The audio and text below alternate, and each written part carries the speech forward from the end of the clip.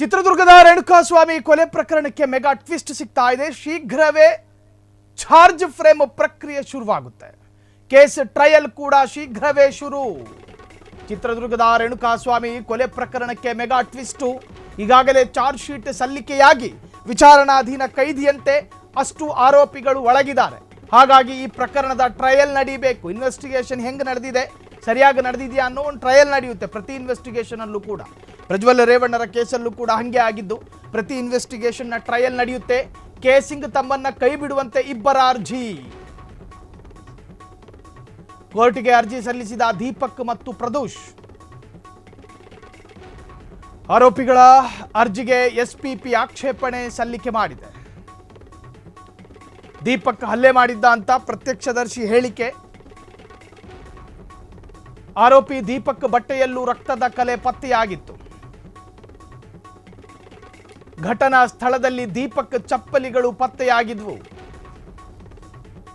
ಹೀಗಂತ ದೀಪಕ್ ಪಾತ್ರದ ಬಗ್ಗೆ ಎಸ್ಪಿಪಿ ವಿವರಣೆ ಕೊಟ್ಟಿದೆ. ಚಾರ್ಜ್ ಶೀಟ್ನಲ್ಲೂ ಕೂಡ ಅದನ್ನೇ ಉಲ್ಲೇಖ ಮಾಡಿರ್ತಾರೆ. ಚಿತ್ರದುರ್ಗದ ರೇಣುಕಾಸ್ವಾಮಿ ಕೊಲೆ ಪ್ರಕರಣದ ಅಷ್ಟು ಆರೋಪಿಗಳು ಪರಪ್ಪನ ಅಗ್ರಹಾರದಲ್ಲಿ ಗಂಟೆಗೊಂದೊಂದು ಯೋಚನೆ ಮಾಡ್ಕೊಂಡು ಕೂತವ್ರೀಗ.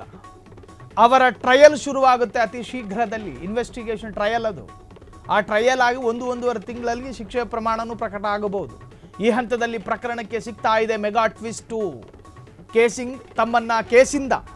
ಕೇಸಿಂದ ತಮ್ಮನ್ನ ಕೈ ಬಿಡುವಂತೆ ಇಬ್ಬರ ಅರ್ಜಿ. ಕೋರ್ಟಿಗೆ ಅರ್ಜಿ ಸಲ್ಲಿಸಿದ ದೀಪಕ್ ಮತ್ತು ಪ್ರದೋಷ್. ದೀಪಕ್ ಮತ್ತು ಪ್ರದೋಷ್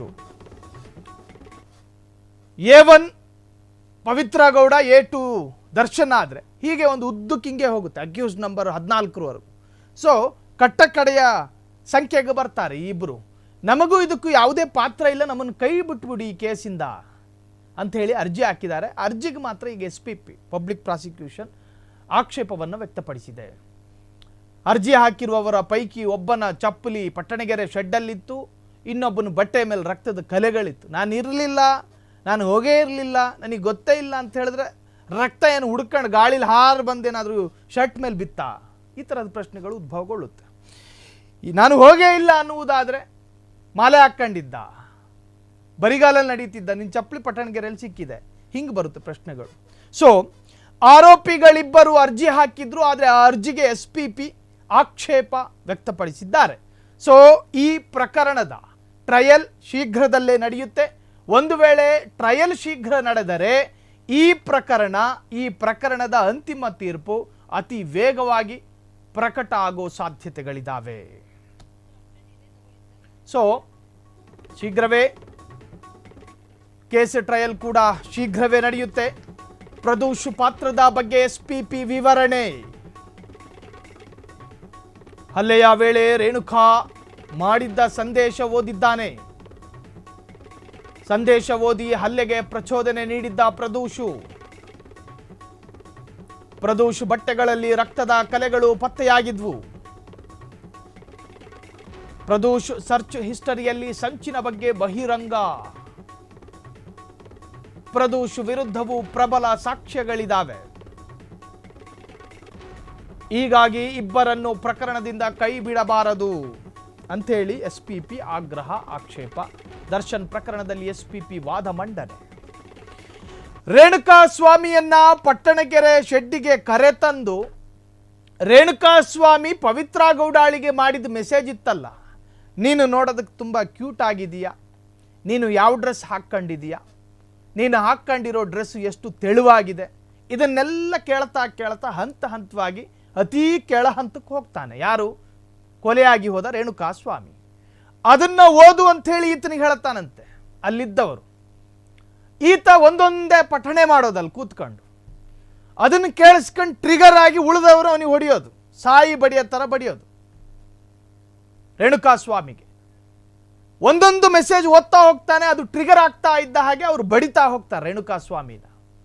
ಸೊ ಇಷ್ಟೆಲ್ಲ ಪಾತ್ರ ಇದ್ದವನನ್ನ ಕೇಸಿಂದ ಹೆಂಗೆ ಹೊರಗೆ ಬಿಡಬೇಕು, ಯಾಕೆ ಬಿಡಬೇಕು ಅಂತೇಳಿ ಎಸ್ಪಿಪಿ ವಾದ ಮಾಡುತ್ತೆ.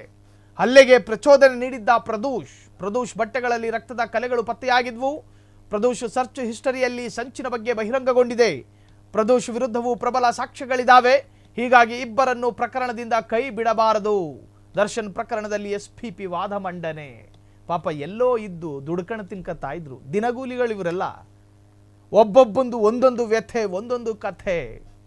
ಅಣ್ಣ ಅಣ್ಣ ಅಂಥೇಳಿ ದರ್ಶನ್ ಅಣ್ಣನ ಹಿಂದೆ ಹೋಗಿ ಪಟ್ಟಣಗೆರೆ ಶೆಡ್ಡಿಗೂ ಹೋಗಿ ಯಾವುದೋ ಎಗ್ರೆಸಿವ್ಗೆ ಒಳಗಾಗಿ ಆ ಬಂದಿದ್ದು ಸಣಕಲ್ಲು ವ್ಯಕ್ತಿ ನಾಚಿಕೆನೂ ಆಗಲ್ವೇನ್ರಯ್ಯ?